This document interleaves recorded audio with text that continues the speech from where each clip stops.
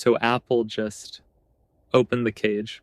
The stuff Xcode actually knows, the skills it uses to write SwiftUI, you can just take it now. Export it, drop it into Claude Code, done. And everyone's out there arguing about the new dark mode instead. I mean, come on. If your takeaway from WWDC26 was themes, you missed the part that changes how we work. Okay, so WW came and went, and I want to give you my actual highlights. Not a keynote recap, the solo dev cut. And Xcode first, because, yeah, it got a redesign, but the redesign is... okay, it's nice, but it's not the story. Quick version, though. The conversation is front and center now. Main window, not shoved in the sidebar anymore. And that sidebar placement never felt right, you know? And look, if you live in Claude Code or Codex, chat in a side panel always felt like the agent was a guest in the editor instead of the thing doing half the work, you know what I mean? Now it's the main surface, small move, right instinct. But here's the actual thing. Xcode ships with real agent skills now. A SwiftUI skill, an accessibility skill, skills for the new iOS 27 APIs. And Luca from the SwiftUI team tweeted the part that made me sit up. You can export them. One terminal command, Xcode agent skills export, an outcome, markdown files, just markdown, which is, I mean, that's the exact format your Claude Code skills already live in. And sit with that for a second, because this is Apple. Here's the knowledge we wrote for our own agent. Take it wherever you work. You've probably been living that split, right? Xcode understands Apple's frameworks better than anything, but your whole agent setup lives somewhere else. So you're bouncing between them, copy pasting context around like a human clipboard. And we accepted that for no reason, apparently. So the move tonight, run the export, drop the SwiftUI and accessibility skills into whatever harness you actually live in. First-party Apple knowledge, just sitting there in your agent's brain. And look, if you saw my harness video a while back, you know where I land. The skill layer is the part that's ours, the part that compounds. And Apple just handed us material for it. It's kind of wild. Oh, themes quickly, because everyone's loud about the themes. Super powered now, way more customizable, subtle in light mode, and really not subtle in dark mode. I don't know. Not gonna lie. Not sold yet. Maybe it grows on me. Edward Sanchez, former designer on the Xcode team, has a great walkthrough of the whole redesign if you want the design brain behind it. But yeah, themes are the shiny thing. The export is the story. Just real quick, I'm Daniel. Over 9 years deep in iOS. Full-on dev. Years of shipping other people's ideas. Then WW25 hit, and I just went for it, highin'. All in on solo. Since then, it's been over 26 of my own apps, built in public, like not quick MVPs, not AI slop, apps meant to hold up. All of it lives at Crafters Lab, my home base. And it's not a tutorial site, not an AI clone farm. It's a live workshop. Slack's where I build in the open, agents in the mix, crew right there with me. It's for solo devs who use AI like a real teammate, not a vending machine. If you build with care, you'll feel at home. And if you're still on Patreon, thank you genuinely. Everything's at crafterslab.dev now. Come be part of the crew. Okay, this one's about trust, honestly. The new Siri is finally here, and it's basically a redo of WW 2024. You remember that summer? App Intense was the future. Go all in, everyone said it. And then the whole thing got delayed, and all that work just sat there. And when you're solo, that's not some team's roadmap slipping. That was your build time. Gone. So look, if you skipped Ape Intense back then, honestly, good call. But here's the thing. The math just flipped. Siri's real now. It works. And once it's working in everyone's pocket, people are gonna talk to their phone and expect your app to answer. And an app that doesn't answer won't read as missing a feature.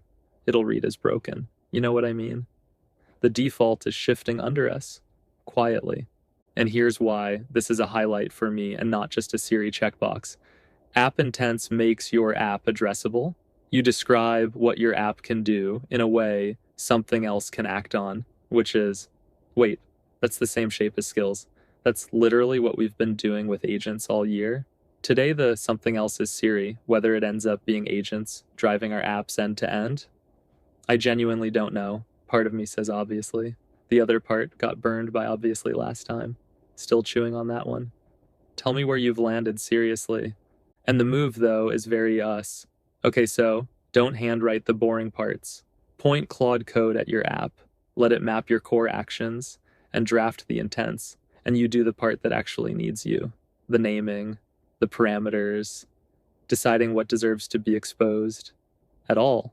You steering, agent typing, and do it this summer while it's still an edge and not table stakes. All right, okay, so this one quietly saves you the most code. And the SwiftUI updates this year aren't flashy, right? They're the other kind of good. Swipe actions aren't locked to list anymore. Lazy V stack? Fine, go ahead. New reorderable API, drag and drop with barely any code. And AsyncImage finally caches what it fetches out of the box. And yeah, I know how that reads. Small stuff, right? But okay, do the math with me, because every one of those used to be a workaround you wrote yourself. The custom list alike just to keep swipe actions, the drag gesture, spaghetti, that little image cache you hand-rolled at midnight. You know the one. You ever feel like every solo dev wrote the exact same one? It mostly works, and you're a little scared to touch it. That's not clever code anymore. That's inventory, and nobody talks about this part. Your agent trips on it. Custom scaffolding is exactly where agents make their weirdest calls, because there's no pattern to lean on. Platform native code, they nail it. So my ritual after every dub now is the delete pass. No joke, I open a session and have the agent hunt for the hand-rolled stuff the platform just absorbed. Cache out, AsyncImage in, reorder hack out, new API in. Every deleted line is a line I never debug again. And a place my agent can't get creative. Deleting code might honestly be the most underrated agent workflow there is. Fight me on that in the comments. I'm serious. One warning though, and it's real. Your agent doesn't know these APIs exist yet. None of this is in training data, so left alone, it'll keep suggesting the old workaround with total confidence, right? Which loops this whole video back on itself.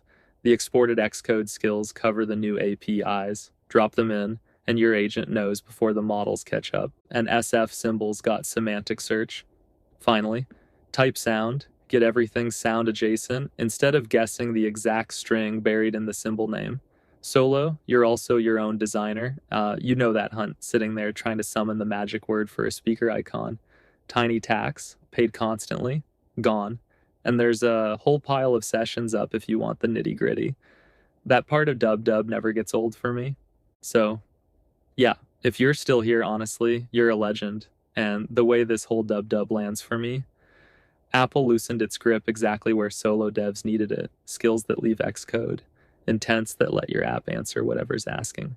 APIs that erase your homegrown workarounds. Not a flashy keynote, a useful one. And I'll take useful every time. And, you know, if you actually want to go deeper on any of this, come check out crafterslab.dev. I've put real time into this thing, built it to work no matter what you're running. Claude Code, Codex, Cursor, whatever comes next. And look, it's not a tutorial dump. It's not another one of those AI clone farms. It's a live workshop. I made it for solo devs who treat AI like an actual teammate, not just a button you smash when you're stuck. And honestly, it's packed. You get the full walkthroughs, plus the resources, straight up downloadable stuff you can drop right into your project and go. Members jump in the comments, ask follow-ups, go back and forth, and all of it syncs straight into Slack, so the conversation just kind of never stops. And yeah, Slack's where the real workshop lives. The crew's in there, the agents are in there, and it genuinely just feels like everyone's building in the same room, and that's just the start, honestly. Because the real core, the thing everything else kind of hangs off of, is the Notion team spaces, my playbook. And this one's genuinely hard to explain without just showing you, because it's not really a doc library you go read. It's the actual command center where my whole AI team work. Like, this is where the PM writes up the tasks, drops the research to make the app better, and then the builder just picks those up from there. Everyone leaves their session notes as they go, so nothing gets lost handing off from one agent to the next.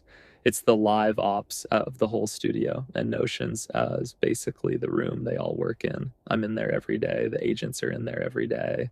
I'm not going to walk through all of it. It's kind of massive, but that's the part you really have to see for yourself. And yeah, once you watch a team run like that all through Notion, you kind of get why I don't build alone anymore. And then there's the Swift and SwiftUI library. It's a whole team space I curate myself. And I mean actually curate, not some key auto-generated pile of files. It's real, it's current, and it's stacked in layers. One of them, SwiftBrain. That's where the deep dive stuff lives, the private talks, the kind of material you're honestly not going to find sitting in some model's public training data. Then there's the SwiftUI skills layer. This is the hard stuff. Complex UI animation, custom effects. Basically, every AI skill I reach for when I'm building SwiftUI, and the newest one, Apple UI, I'm curating screenshots and references in there, kind of like a mobbin, so the agents have somewhere real to pull inspiration from instead of just guessing. I'll go deeper on that one in its own video. And here's the thing. None of this is just sitting there looking pretty. It's what I actually use. I feed it into agents. I use it to fine-tune. I wire it straight into Claude Code and Cursor. There's a bunch of different ways to run it, and I'm always messing with new ones. And whatever I figure out, I post it in the lab as I go. And then there's Ops Lab. Honestly, this one might be my favorite. It's the whole operation behind the studio in one place. My agents, the workflow blueprints, the agent skills, basically every system I've wired up to actually run a solo dev studio without drowning in it. And here's how I think about it. It's not really a folder of files. It's more like a library of my teammates, the agents I actually lean on every day, just sitting there, ready for you to pull in, copy, tweak, totally break, and make your own. So yeah, if you want to get in before it gets busy and prices start moving, now's kind of the sweet spot. The crew's still small, super hands-on, and honestly, it feels way more like a behind-the-scenes dev lounge than some giant faceless forum. Would love to see you in there, swap some stories, maybe even learn something from what you're building next. Keep crafting, keep your skills portable, and don't let one editor own your workflow. Peace.